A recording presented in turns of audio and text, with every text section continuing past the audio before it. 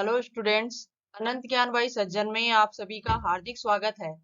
आज मैं आपको क्लास 10 हिंदी क्षितिज बुक से चैप्टर फर्स्ट सूरदास पढ़ाऊंगी और उसके सह प्रसंग व्याख्या भी करूंगी। सबसे पहले कवि का जीवन परिचय जान लेते हैं। सूरदास का जन्म सन 1478 में माना जाता है। एक मान्यता के अनुसार उनका जन्म मथुरा के निकट रुनकता या रेणुका क्षेत्र में हुआ, जबकि दूसरी मान्यता के अनुसार उनका जन्म स्थान दिल्ली के पास सी ही माना जाता है। महाप्रभु वल्लभाचार्य के शिष्य सूरदास अष्टचाप के कवियों में सर्वाधिक प्रसिद्ध है। वे मथुरा और वृंदावन के बीच गऊ घाट पर रहते थे और श्रीनाथ जी के मंदिर में भजन कीर्तन करते थे। सन 1583 में पारसोली में उनका निधन हुआ। वल्लभाचार्य के जो अष्टचाप कवि थे उनमें सबसे पहला स्थान सूरदास जी का माना जाता है और वे श्री कृष्ण के सबसे प्रसिद्ध भक्त थे। उनके 3 ग्रंथों सूर सागर, साहित्य लहरी और सूर सारावली में सूर सागर ही सर्वाधिक लोकप्रिय हुआ। खेती और पशुपालन वाले भारतीय समाज का दैनिक अंतरंग चित्र और मनुष्य की स्वाभाविक वृत्तियों का चित्रण सूर की कविता में मिलता है। सूर वात्सल्य और श्रृंगार के श्रेष्ठ कवि माने जाते हैं। कृष्ण और गोपियों का प्रेम सहज मानवीय प्रेम की प्रतिष्ठा करता है। सूर ने मानव प्रेम की गौरव गाथा के माध्यम से सामान्य मनुष्य को हीनता बोध से मुक्त किया और उनमें जीने की ललक पैदा की। उनकी कविता में ब्रज भाषा का निखरा हुआ रूप है और वह चली आ रही लोकगीतों की परंपरा की ही श्रेष्ठ कड़ी है। इस बात का तात्पर्य यह है कि सूरदास जी ने कृष्ण भक्त थे और उनसे ही जुड़े हुए सभी प्रसंगों की व्याख्या की और उनसे जुड़े हुए ही लोकगीत और कविताओं का अवलोकन किया है और उनकी रचना की है। अब इस पाठ में क्या लिखा है, उन्होंने इस पाठ का परिचय जान लेते हैं। यहाँ सूर सागर के भ्रमर गीत से 4 पद लिए गए हैं। कृष्ण ने मथुरा जाने के बाद स्वयं न लौटकर उद्धव के जरिए गोपियों के पास संदेश भेजा था। उद्धव ने निर्गुण ब्रह्मा एवं योग का उपदेश देकर गोपियों की विरह वेदना को शांत करने का प्रयास किया। गोपियां ज्ञान मार्ग की बजाय प्रेम मार्ग को पसंद करती थी। इस कारण उन्हें उद्धव का शुष्क संदेश पसंद नहीं आया। तभी वहां एक भंवरा आ पहुंचा और यहीं से भ्रमर गीत का प्रारंभ होता है। गोपियों ने भ्रमर के बहाने उद्धव पर व्यंग्य बाण छोड़े और पहले पद में गोपियों की यह शिकायत वाजिब लगती है कि यदि उद्धव कभी स्नेह के धागे से बंधे होते तो वे विरह की वेदना की अनुभूति अवश्य कर पाते। और दूसरे पद में गोपियों की यह स्वीकारोक्ति है कि उनके मन की अभिलाषाएं मन ही में रह गई। कृष्ण के प्रति उनके प्रेम की गहराई को अभिव्यक्त करती है। और तीसरे पद में वे उद्धव की योग साधना को कड़वी ककड़ी जैसा बताकर अपने एकनिष्ठ प्रेम में दृढ़ विश्वास प्रकट करती हैं। चौथे पद में वे उद्धव को ताना मारती हैं कि कृष्ण ने अब राजनीति पढ़ ली है। और अंत में गोपियों द्वारा उद्धव को राजधर्म याद दिलाया जाना सूरदास की लोक धर्मिता को दर्शाता है। अब सूरदास के जो पद हैं वे अर्थ सहित इसमें लिखे हुए हैं, जो मैं आपको बताऊंगी। सबसे पहला पद है, उद्धव तुम हो अति बड़ भागी। तो प्रस्तुत पंक्तियों में गोपियां उद्धव से कहती हैं व्यंग्य करते हुए कि तुम बड़े भाग्यवान हो जो अभी तक कृष्ण के प्रेम के चक्कर में नहीं पड़े। अपरस रहत स्नेह लगाते नाहिन मन अनुरागी। और गोपियों के अनुसार वे कहती हैं कि जो कृष्ण का प्रेम है उस प्रेम के चक्कर में तुम नहीं पड़े हो, इसलिए तुम भाग्यवान हो। लेकिन हम जो कृष्ण के प्रेम के रंग में रंगी हुई हैं तो हमसे उनकी विरह वेदना सहन नहीं होती। पुर इन पात रहत जल भीतर, पुरिन पात अर्थात कमल के पत्ते के समान। तो गोपियों के अनुसार उद्धव उस कमल के पत्ते के समान है। तारस देह न दागी, जो हमेशा जल में रहकर भी उसमें डूबता नहीं है। तो गोपियां उस उद्धव से कहती हैं कि आप उस कमल के पत्ते के समान हैं जो जल में रहकर भी जल में नहीं डूबता। जो जल माह तेल की गगरी, बूंद न ताको लागी। अब इसमें उन्होंने कहा है जो जल माह तेल की गागरी, अर्थात वे कहती हैं कि नहीं तो आपके जो जल में रहने से आपका जो पत्ता है उसमें डूबता नहीं है और न उसके कोई दाग धब्बे लगे हैं, लेकिन गोपियों ने फिर उद्धव की तुलना किसी तेल के मटके से की है। और फिर वह कहती हैं कि बूंद न ताको लागी, कि जो जो तेल का मटका है वो निरंतर जल में रहकर भी उस जल से खुद को अलग रखता है, अर्थात जब हम किसी तेल की बूंद जल पे डालते हैं तो वह अलग ही दिखाई देती है। उसी प्रकार वे कह रही हैं कि तुम कृष्ण के समीप रहने पर भी कृष्ण के प्रेम में डूबे नहीं, और ऐसा लगता है जैसे वो तेल की गगरी पानी में है और उसके लेकिन फिर भी वह पानी से अलग दिखाई देती है। प्रीति नदी में पाऊ न बोर्यो, दृष्टि न रूप परागी। तो गोपियां कहती हैं कि यही कारण है कि गोपियां उद्धव को भाग्यशाली समझती हैं, जबकि वे खुद को अभागी नबला नारी समझती हैं, क्योंकि वह बुरी तरह से कृष्ण के प्रेम में पड़ चुकी हैं। अब उनके अनुसार कहती हैं कि कृष्ण के साथ रहते हुए भी उद्धव ने कृष्ण के प्रेम रूपी दरिया में कभी पांव न रखा और न ही कभी उनके रूप सौंदर्य का दर्शन किया। अब वे कहती हैं कि जब प्रीति नदी अर्थात जो प्रेम की नदी है उसमें कभी उद्धव ने पांव नहीं रखा, अर्थात कृष्ण के इतने समीप रहने पर भी उद्धव उस कृष्ण के प्रेम में रंगे नहीं, और न ही दृष्टि न रूप परागी, और न ही वे कभी उनके रूप सौंदर्य के मोह में फंसे। लेकिन हम ऐसी हैं जो अभागी नबला नारी हैं, जो बुरी तरह से कृष्ण के प्रेम में पड़ चुकी हैं। अब सूरदास जी कहते हैं कि सूरदास अबला हम भोरी गुर चीटी जो प्यागी। अब क्या सूरदास जी कह रहे हैं कि जबकि गोपियां कृष्ण के प्रेम में इस तरह पड़ चुकी हैं मानो जैसे गुड़ में चींटियां लिपटी हुई हैं।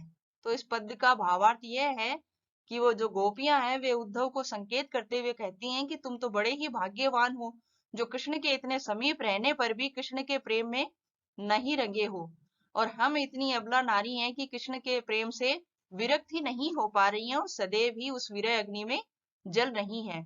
और हम तो ऐसे उस प्रेम में रंगी हैं जैसे गुड़ गुड़ के साथ चींटी लिपटी हुई होती है। दूसरा पद है मन की मन ही मांझ रही। अब गोपियां उद्धव से अपनी पीड़ा बताते हुए कह रही हैं कि श्री कृष्ण के गोकुल छोड़कर चले जाने के उपरांत उनके मन में स्थित कृष्ण के प्रति प्रेम भावना मन में ही रह गई। कहिए जाई कौन पे उधो ना ही परत कही।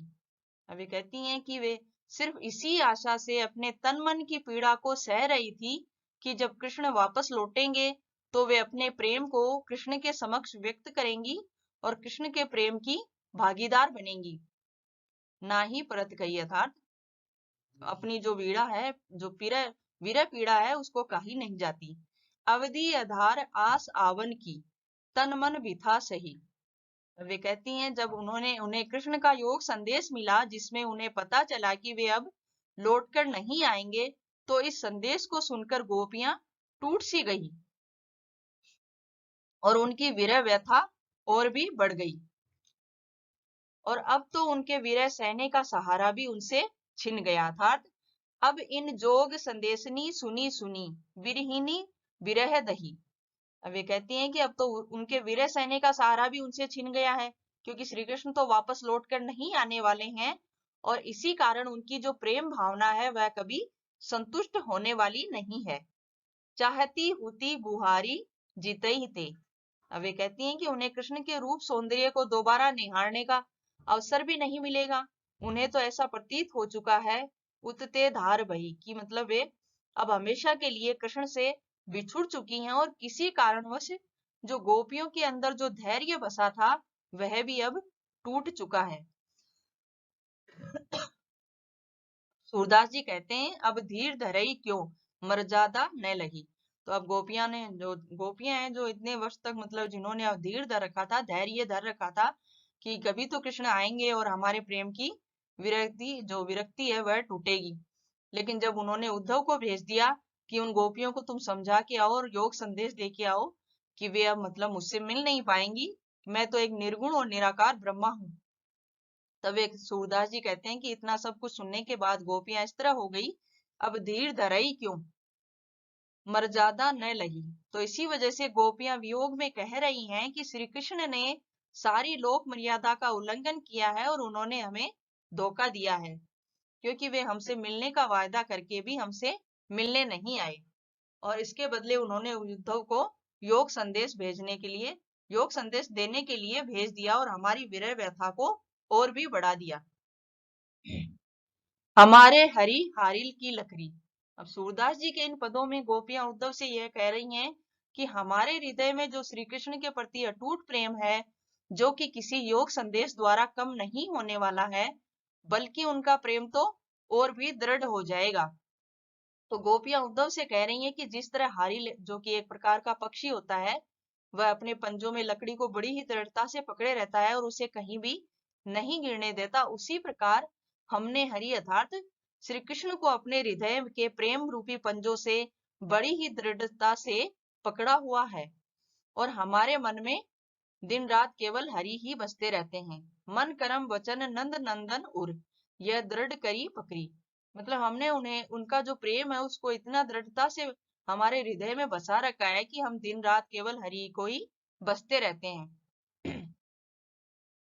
जागत सोवन स्वप्न दिवस निसी, यहाँ तक कि हम सपने में भी हरि का नाम रटते रहते हैं।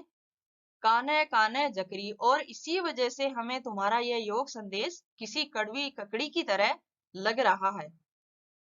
सुनत जोग लागत है ऐसो जो करऊ ककरी। अब वो गोपियां उस उद्धव से कह रही हैं कि तुम जो जोग का संदेश, योग संदेश हमें दे रहे हो, वह हमें ऐसा लग रहा है जैसे किसी कड़वी ककड़ी को हमारे मुंह में पकड़ा दिया गया हो, क्योंकि हम दिन रात जागते सोते सिर्फ उस कृष्ण का ही नाम जपती रहती हैं और उसी के प्रति हमारा प्रेम है। सूतो ब्याधि हमको ले आए, देखी सुनी न करी। मतलब वे कह रही हैं कि हमारे ऊपर तुम्हारे इस संदेश का कुछ भी असर होने वाला नहीं है। फिर भी आगे गोपियां कहती हैं कि इस संदेश की हमें कोई आवश्यकता भी नहीं है। वे कह रही हैं कि तुम यह संदेश उन्हें सुनाओ जिनका मन पूरी तरह से कृष्ण की भक्ति में नहीं डूबा है। और शायद वे यह संदेश सुनकर विचलित हो जाएं। यह तो सूर तिनहि ते ले सोपो, जिनके मन चकरी। और वह कह रही है कि पर तुम्हारा हमारे ऊपर जो तुम्हारे इस संदेश का कोई असर नहीं पड़ने वाला। अब वे गोपियां इस पंक्ति में कह रही हैं उस उद्धव से कि तुम जो योग का संदेश लेकर आए हो, यह संदेश उनको सुनाओ जो कृष्ण भक्ति में डूबे हुए नहीं हैं, और वे यह संदेश सुनकर शायद विचलित ना हो। लेकिन तुम्हारा यह संदेश हमें बिल्कुल कड़वी ककड़ी की तरह लग रहा है, क्योंकि ये हमें प्रिय नहीं है। हमें तो सिर्फ हमारे प्रियतम का सामीप्य ही पसंद है, जो कि श्री कृष्ण के आने से ही पूर्ण होगा। हरि है राजनीति पड़ी आए। प्रस्तुत पद में सूरदास जी हमें यह बताने का प्रयास किया है कि किस प्रकार गोपियां श्री कृष्ण के वियोग में खुद को दिलासा दे रही हैं। सूरदास गोपियों के माध्यम से कह रहे हैं कि श्री कृष्ण ने राजनीति का पाठ पढ़ लिया है।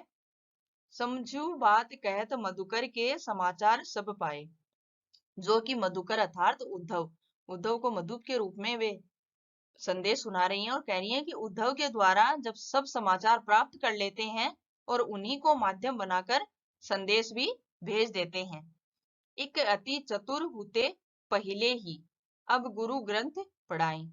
अब वे गोपियां कह रही हैं उद्धव से कि उद्धव जिसे हम यहाँ भौरा कहकर दर्शाया है, तो वह तो पहले से ही चालाक है, परंतु श्री कृष्ण के राजनीति का पाठ पढ़ाने से अब वह और भी चतुर हो गया है और हमें अपने छल कपट के माध्यम से बड़ी चतुराई के साथ श्री कृष्ण का योग संदेश दे रहा है।